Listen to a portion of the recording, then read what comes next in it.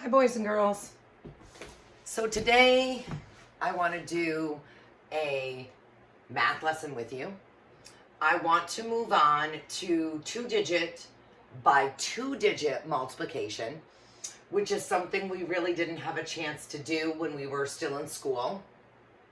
So as you can see, I have put 30 times 24 up here on my whiteboard. And the one thing I want you to notice about how I have my problem set up is that my ones digits are right underneath one another, lined up very nicely, as well as my tens digits, and my multiplication sign is out here. It's not sort of under the 3 or anything like that. So the way we line these up is super important, so that we can make sure that we line them up properly, so that we can multiply properly.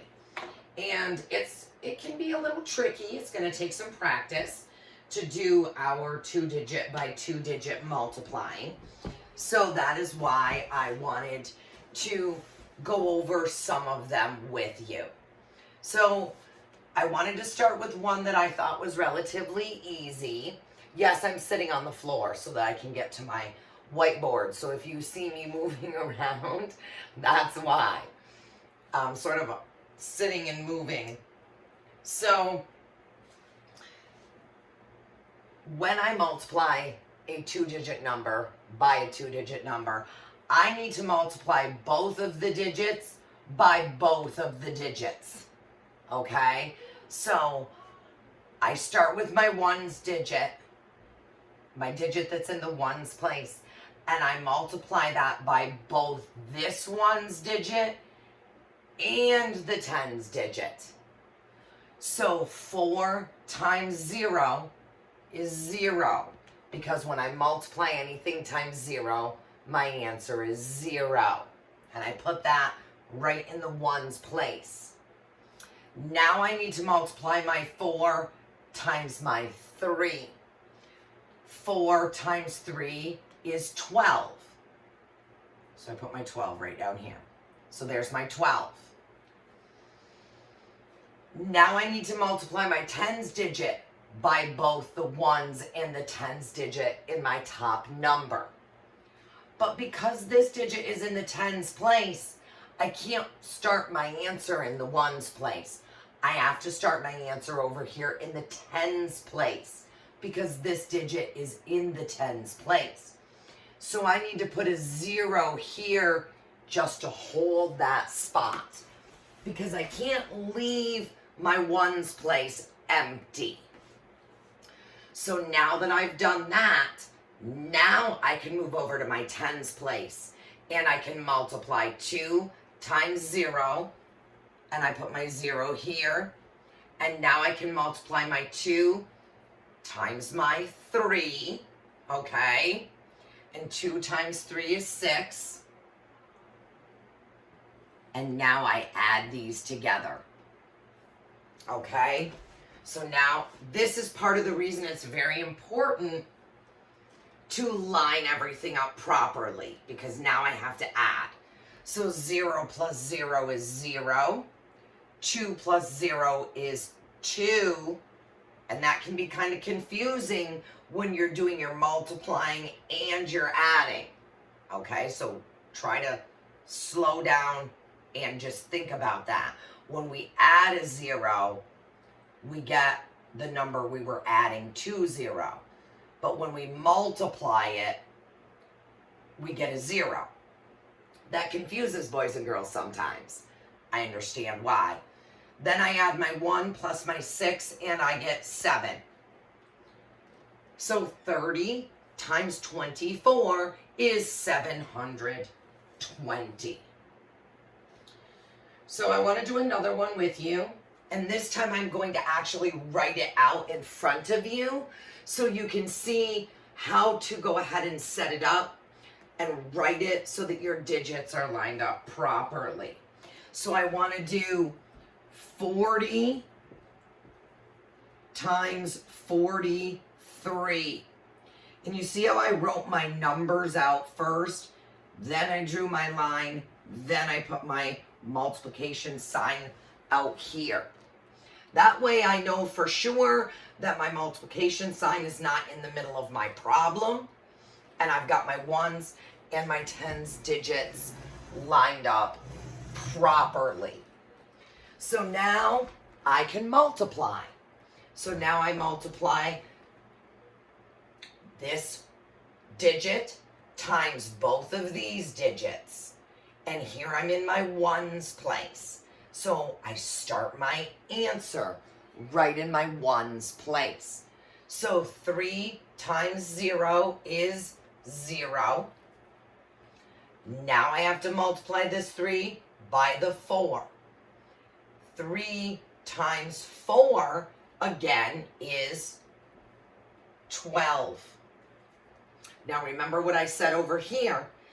Now that I'm moving to multiply by my tens digit, I have to put my answer or start my answer in the tens place, which means I need a placeholder, and that's always a 0. 4 times 0 is 0, and 4 times 4 is 16. Now I add. 0 plus 0 is 0. 2 plus 0 is 2. 1 plus 6 is 7. And adding this 1, as you know we've talked about in the past, this blank space is like adding a 0 or an imaginary 0 there, and that is a 1. So 40 times 43 is 1,720. Okay. I'm going to erase here so that I can put a couple more up here for you. Because again, this is something that we have not really done. So let's do 30 times 37. And again, do you see how I put my numbers there first, then my line, then I put my multiplication sign out here? Again, I'm going to start with my ones place. So, and I always multiply my bottom digits by my top digits, not the other way around. So 7 times 0 is 0. 7 times 3 is 21. I have to put my placeholder here because now I'm multiplying that tens digit. 3 times 0 is 0. 3 times 3 is 9. Now I add 0, 1, 11. Don't forget my comma. So 30 times 37 is 1,110.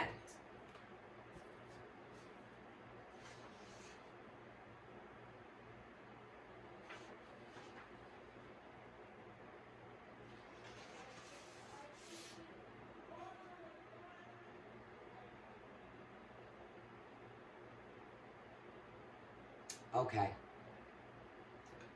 I want to now have you do some for me. I wanted to give you a minute just to sort of look at that. Give you a chance to sort of process those. And I have 4 problems for you to do this way for me for today. Here they are. Give you a chance to look at those so that you can write those down.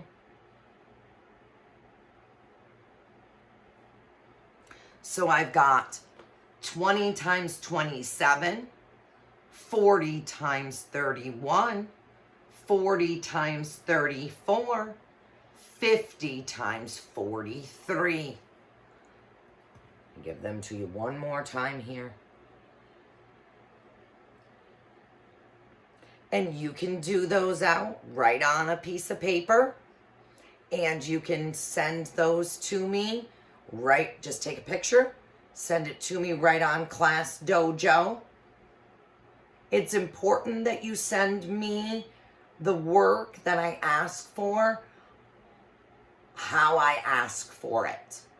So I often say, okay, send it to me on Class Dojo, or sometimes I ask you to send it to me in Google Docs. Sometimes I ask you to write in MobyMax Writing. So it's super important that you send it to me where I ask you to, because that is where I'll be looking for it, to give you credit for it. So if I ask you to go ahead and take a picture of it and send it to me in Class Dojo, like I want you to do with these multiplication sentences, then it's important that you actually send it in Class Dojo for me. Because again, that's where I'm going to be looking for it. And if it's in a different spot, I don't always find it, because I have to go through all different kinds of spots in the computer.